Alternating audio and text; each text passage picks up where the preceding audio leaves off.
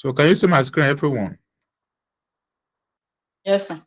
All right, so let's begin. Yes.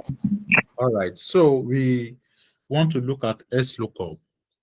Now, Xlookup is a function. If your Excel is a 20 lower version, you will not see Xlookup there.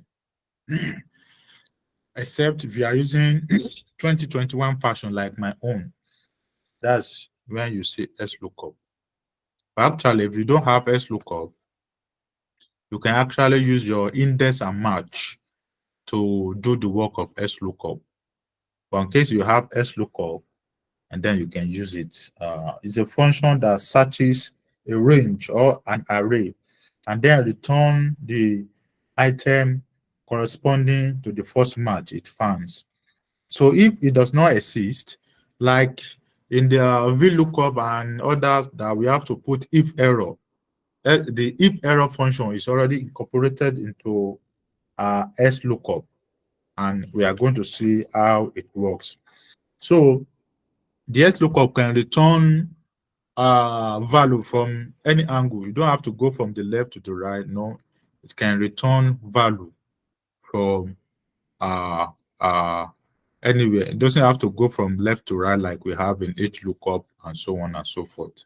So just once you know, once you put all the arguments correct, it will return your value. So let's see some examples how it works. Now we have this vertical table. This vertical table, we have the name of the student, and we have 3 subjects with their scores. And then in this example, we want to return from this table now, we want to return the score of Damola and Ned for mathematics alone using Xlookup. Now in this one, we want to return the score of Yemisi and Kande for mathematics and chemistry using Xlookup, and so on and so forth like that. So let's see how it works. So we say equals to Xlookup, and then it says lookup value. These are lookup value. You click on the lookup value, and then you press a comma, and then it says lookup array. This is our lookup array now. You pick everything here, and then you press comma, and then it says return array. Which array do we want to return? We want to return for mathematics, and then you pick mathematics. You pick it this way, and then you press a comma, and then say if not found. That is the if error in VLOOKUP and others. So the if not found. So what do you want Excel to do if the result is not found? It's the same thing that we've been doing. You open the double quotation, you push your dash, you close the quotation, and then you press your comma, and then it says 0 for exact match, and then you pick 0, and then you press enter. And then you see that for Damola in mathematics, if you come here, for Damola mathematics, the score is 86, and then we have 86 here. So we simply drag. And then for Ned, in mathematics, we come here and check Ned. Mathematics is actually 67, and then we have 67 here. So that's the way it works. Let's look up. And then let's see example 2. We want to return the score of Yemisi and Kende for both mathematics and chemistry from this vertical table. So we come here and we say equals to Xlookup, and say what's our lookup value? This is our lookup value. You click on it, press your comma, and then it says your lookup array. So we want to look for Yemisi from where? From this array. You pick it, you say comma, and then it says return array. Return array. What's our return array for mathematics? Is this. You pick it this way. Are you getting it now? Yes, yes. All right. So you pick it that way. And then for chemistry, You come here again and you pick it.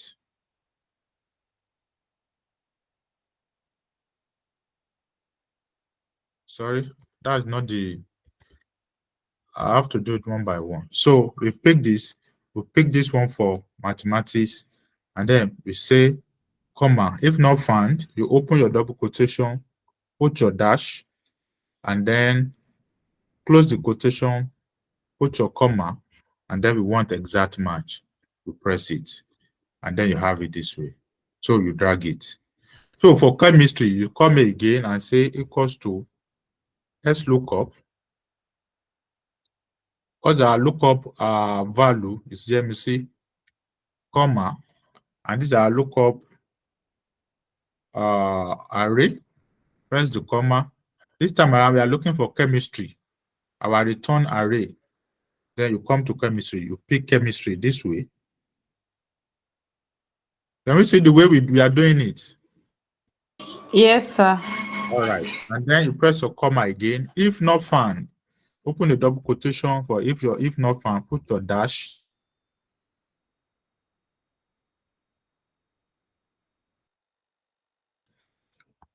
Close the quotation, see that it returns for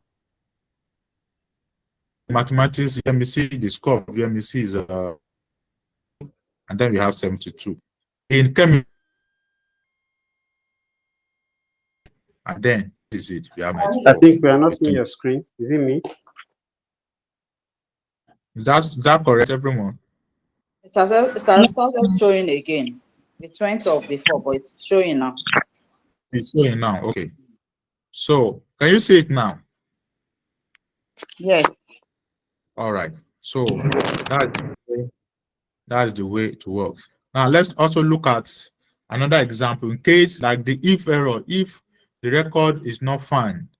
Now for this one, we want to find the record mathematics for all the students and want to return it. So let's say equals to Xlookup, and then what's our lookup value? This is our lookup value.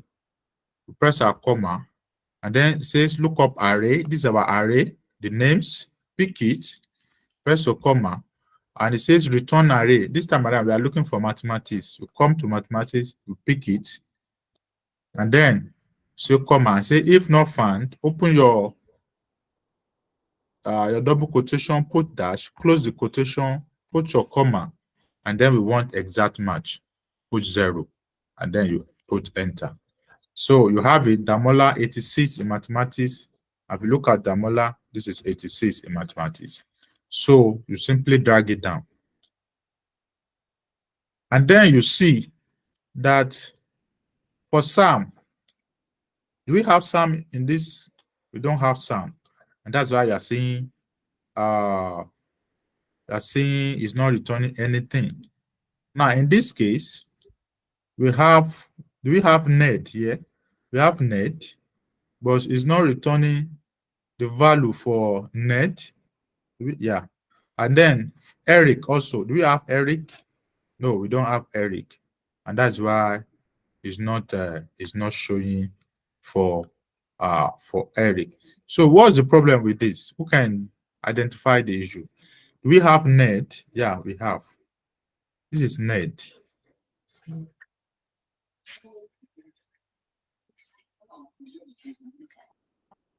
Yes.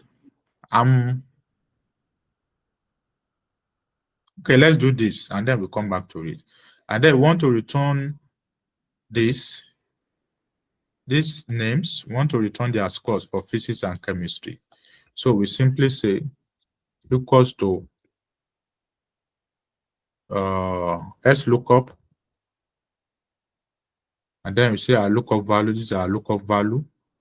Press a comma, and then your table lookup array. This is our lookup array, and then press a comma.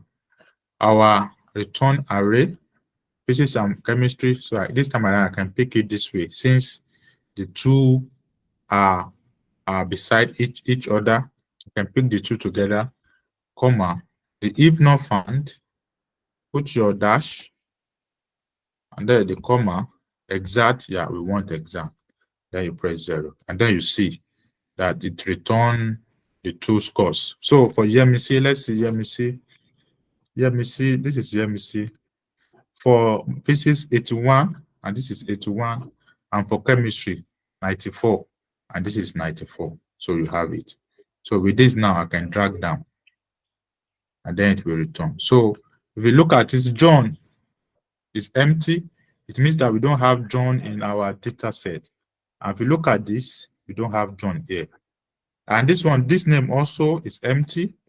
If you look at it, we don't have it in our data set.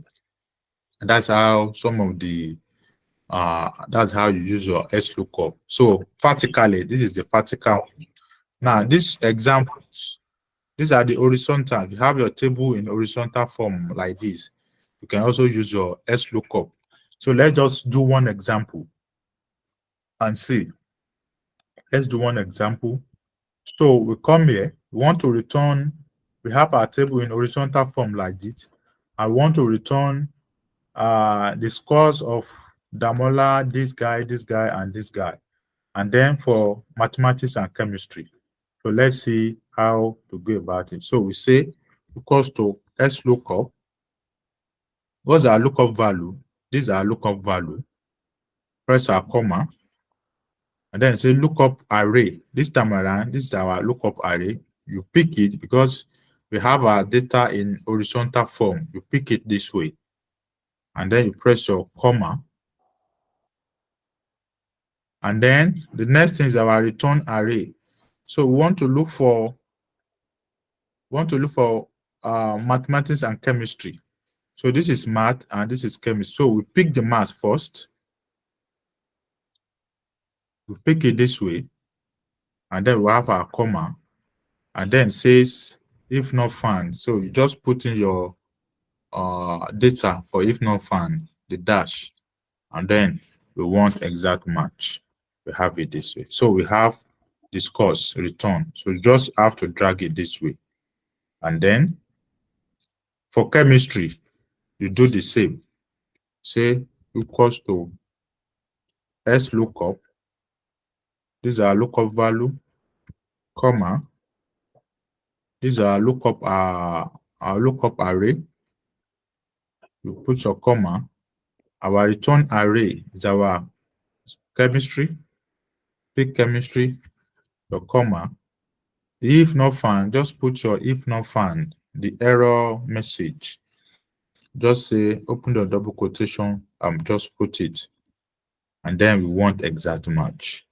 Then we'll press it. So you have it this way. So those are some of the ways in which you can use your Xlookup. Then another method I want to show us is the Xlookup tool. Now you can use your Xlookup with what we call a wildcard character in Excel. Now, the wildcard character talks about in case you are looking for example, if you look at this table,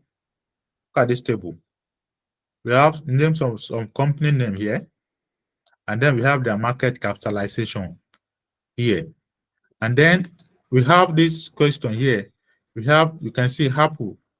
We want to look for Apple. We want to look for the name of this company here, and we want to return their market capitalization. But if you look at the way it was written, for example, here you have Apple Incorporation, this INC, but here it was written as only Apple. Then here you have corporation. In this table, what we are having is Microsoft Corporation, but this time around it was only written as corporation. We have this one group. If you look at this table that we have been given, what you can see that is very close to group is let me see, Alibaba. Yeah, this. So, but we still want to return the market capitalization. So in this case, you use what we call a wild card character with your function. It can be any function. You can even use with during the math and statistics, the count if, the sum, all those things. You can use it with them to return it. But this time around, we want to use it with Xlookup. So how does it work? For example, if you do the normal Xlookup, it will not return anything. For example, let's do the number one. We say equals to Xlookup, and then we say these are lookup value. We press comma and say lookup array. These are lookup array. Pick it this way, and then we press the comma. Say return array. These are return array. Press the comma. The if not found. Open the double quotation, close it, and then we want exact. If you say exact, whatever, if you put it this one, if you put the one that is closest to it is the wildcard character match, and then that is true. You put in true, and then you press enter, and you see that it does not return anything. You see that it does not return anything. Why? Because we didn't use because this name, actually, if you look at it, you cannot find it here. This name, if you look at it, you cannot find it here. And that's why it does not return it. If the name corresponds, it will return. For example, if I copy this, I say Ctrl+C and I paste here, you'll see that it returned the value because this name matches the one we have in our table here. So, but the one we have been given, these names that have been given that want to return their market capitalization, we don't have them in our table. And that's why we have to include the wildcard character to make sure that we get our answer. So how do we do that? So we simply say equals to Xlookup, and then you now include the wildcard character. How do you put that? You say you input your double quotation. That's the first one they're going to use, and then asterisk. You put asterisk, and then you put the double quotation again, and then you put the ampersand. The ampersand, and then after putting the ampersand, that is you want to join it together. What you are saying is that anything now you now reference your cell, put in your cell. Now what you are saying is that what is here, this apple that is here, H5, anything before, bring it, or anything after, also bring it. So again, we use the and to join it again. So put the and again, and then you put the wildcard character again, that the double quotation, the asterisk, and the double quotation. And then you now press your comma, and then it now says lookup array. So what we have done here is that we are saying that anything before, anything after, as long as it contains these values, just bring it. Just bring it. That's what the meaning of this wildcard character that we have done. So we look for our lookup array. This is our lookup array. And then we pick our return array. The market cap is our return array. And then this way, if not found, we simply put our if not found, and then we press the comma. And then from this list, we have the exact. This time around, we cannot pick the exact because it's not exact match. And then we have this one, but the one that is that goes with it is the number 2. We want the option 2 that says wildcard character match, and then we use that, put 2, and then we press our enter. You didn't pick the last name on the company name. That's why it's returning that error. Oh, sorry, The I didn't Visa pick Incorporated, yes. You didn't pick it. It was not picked. Let me see again. It was not picked. Okay, yeah, that's correct. Sorry, that's correct. So it should be B14. Yeah. Thank you. B14. Yeah. It should come now. Yeah, thank you. So we have it, and now we can drag. And then you see that it returns, despite the fact that the name here does not match the name here. At the same time, we are able to get what we are looking for. So M10, if you look at M10, you see that nothing is here. It's because if you look at our data, our table that we are given, M10 is not included. And that's how you use the wildcard character in Excel. And then finally on Xlookup, it has so many uses. Just that it depends on how you know how to use it. Now, we want to use Xlookup on this sales data. We want to add the data of this sales rep, January, February, March. We want to add it and create, we will have our Xlookup here, and then we have their name here, and then we just work around it. So here, this is where we want to have our result. And then we say equals to Xlookup, and then say what's our lookup value. Now this is where I want to have our lookup value. So I'll click on it. Despite the fact that the cell is empty, it doesn't matter. This is where I want to have it. I will click on it. 17, this 17, and say comma, and it says lookup array. This is my lookup array, the names of the sales rep. This is my lookup array, and then I'll press the comma, and then say return array. Then first and foremost, I'll pick January. Don't forget that we want to add the 3 months together. So I'll pick January, and then I will say plus. I'll pick the data for February. I will say plus. I'll add the plus sign. I'll pick the one for March, and then I'll say plus. Sorry, no more plus. So this time around, you can comment out your you can leave it this way. You don't have to continue. The others are optional. So when you see anything Excel in bracket like this, it is optional. You don't have to fill it. So with this now, I can press my enter, and then it will return this. But anytime I type any name here, because actually this is my return array, lookup value rather. So anytime I type any name here, it will return, it will sum the sales of that sales rep and give me the value. So for example, let's try. For example, let me type Femi. Let me just say Femi. Enter. And you see that it has given me the value. So if we add the sales data for Femi, January, February, March, the 3 months, if you look at the sum, 2015 naira, and this is what we have, 2015 naira. So it's dynamic. So anytime you type any name here, it will return the value of that sales rep. For example, if you type Ned, it will return the value for Ned. The addition, this, it will return it for Ned.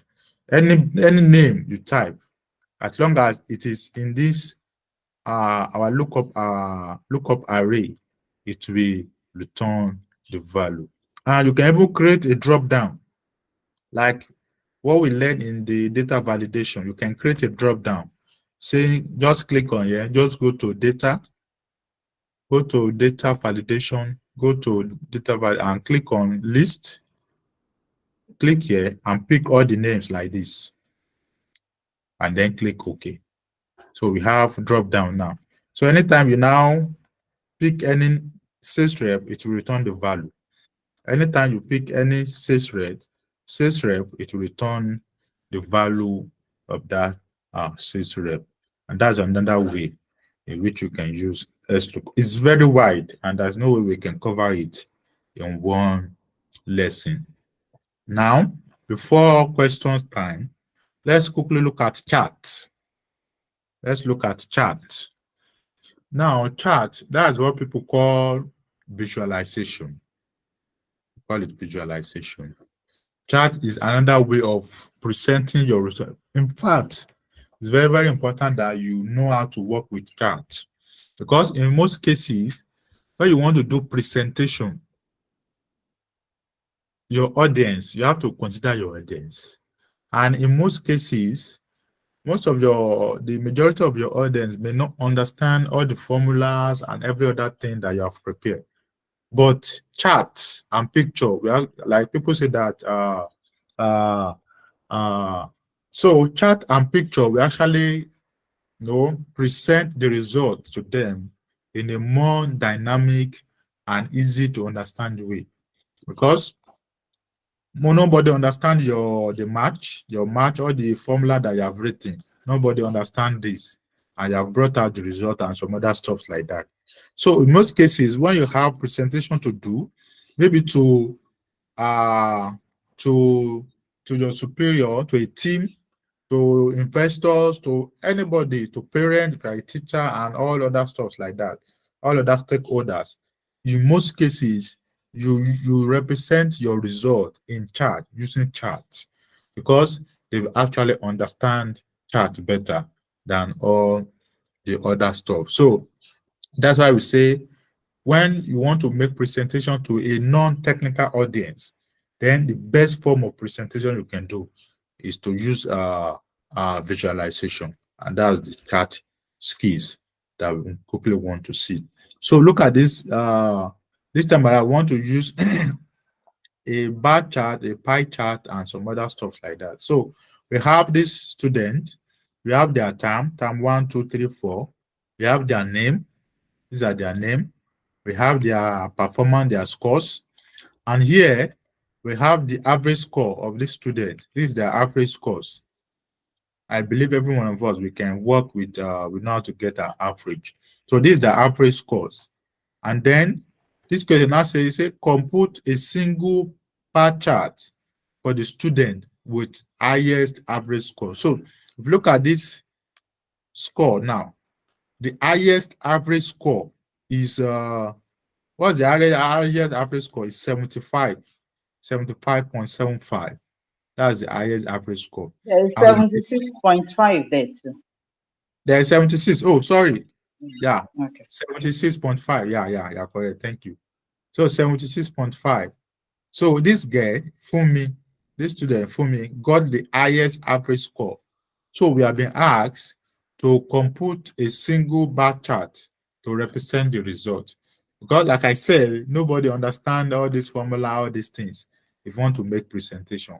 So in most cases, you use your chart to do that. So I'll simply click on the result.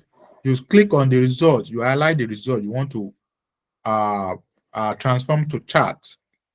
And then you go to insert, click on insert, and then come to recommended chart. So click on recommended chart. In most cases, Excel will suggest the one that is most fitting. It now depends on if you want to select it, if you don't want to select it. But once you highlight what you want to do, Excel will automatically recommend the most appropriate chart for your data, and then you can use. So I will just click on this one. I'll click OK, and then I can drag. I'll put it here. This is where I want to have my result. I can do some little editing. Now, for example, now the chart type now I can now put it as a average score. What we have been asked to do is that we should have the highest average score. Yeah. So we say for me the name of the student, or we can say highest. Let me just put it as a highest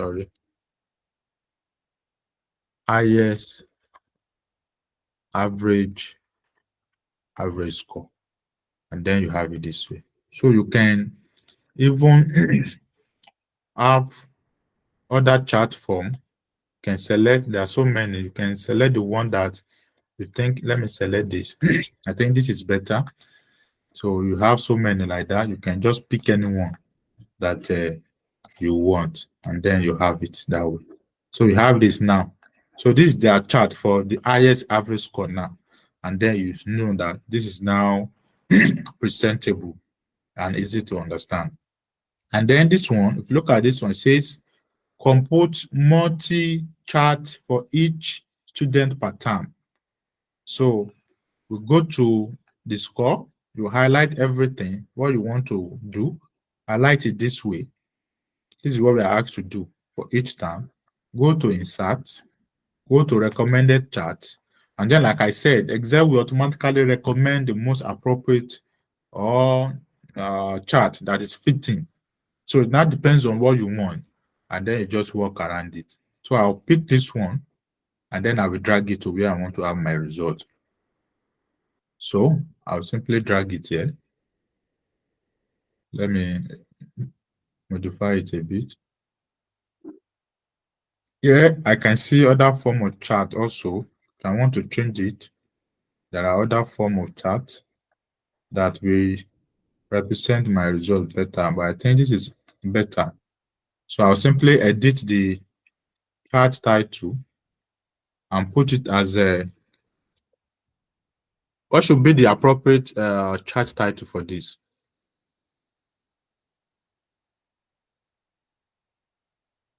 You say student score per term, and then you have it this way. Student score per term, and then you have it. Oh, this term is not correct. Let me. Can you hear me, everyone? Yes, sir. Yes, sir. Yes, sir. All right. So this is another visualization. So this one now, we present this to parents. They will actually understand better than presenting raw figures to them. And that's why chart and visualization is very important, because it actually summarize your result and it's very easy to understand. So this, we are asked to compute a pie chart of the average score for each student. So we come here. This is the average score for our student. This is the average score. So we simply compute a pie chart for it. So we go to insert, go to recommended chart, and then you see. So it depends on what you want. But what we have been asked to do is a pie chart. And this is a pie chart. And then you just click OK. And then you drag it. Let me drag it to where I want to have my result. So I'll just drag it here. This is where I want to have my result. Let me modify it a bit. And then you have it here like this. And then you can change the chart. No, there are so many. Just walk around it, and then let me pick this. This is better. And then I can give it a title. You say average score per time. This is the student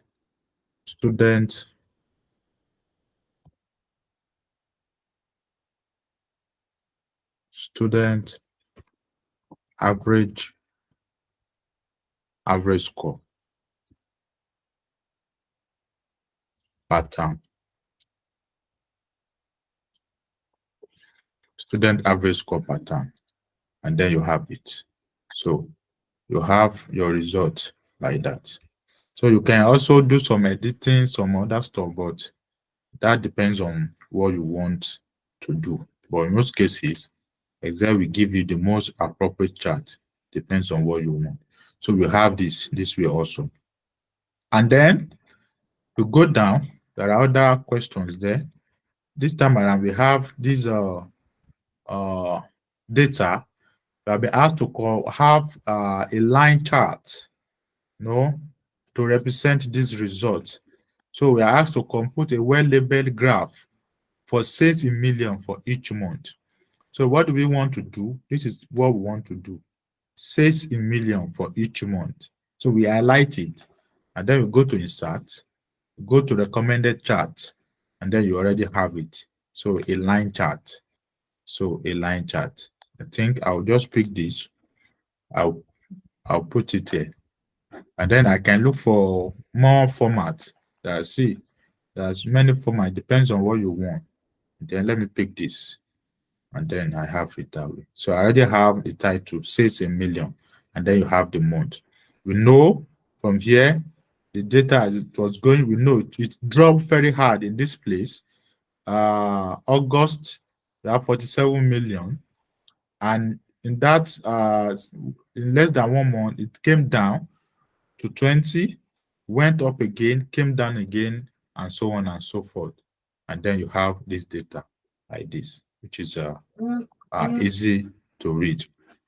Then also, we have the that says we should compute a well-labeled graph for numbers of flights, domestic and international, for each month. So we simply come here, highlight all our data set that we want to use. But don't forget that we are asked to compute only for domestic and international. So we will leave sales out of it. But in the meantime, we just have to highlight everything this way. Go to insert, go to recommended chart, and then you already have it. So it depends, like I said, depends on what you want. You can pick any chart you want. Depends on what you want. So I'll just pick this line chart, and then I will drag it. I will drag it. And then after dragging it, I would simply modify the chart. For example, if you put your cursor here, this one is saying number of domestic flight. If you put your cursor here, this one it says international flight. If you put your cursor on this blue line, this one says sales. We don't need the sales. So I'll click on the sales and I will delete. And then I have the two that we need. So we now have this one for domestic. We have this one for international. And if you click on it, we highlight the two. We just click on it and you go to your table, you see that the month is capture, this is capture. If we highlight this, if we click on this again, we click on this, this is capture also. So we don't need the sales, and that is what we have. So like I said, you can also look further, pick any other chart that you want. It depends on what you want. There are so many, but I think I'm comfortable with this. So I just have to edit the title and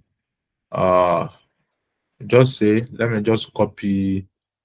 I don't want to start typing. Let me copy what we are going to have in the chart title. Now paste. So we say number of flight, domestic and international for each month. That's too long. So let me just, yeah, I think this is better.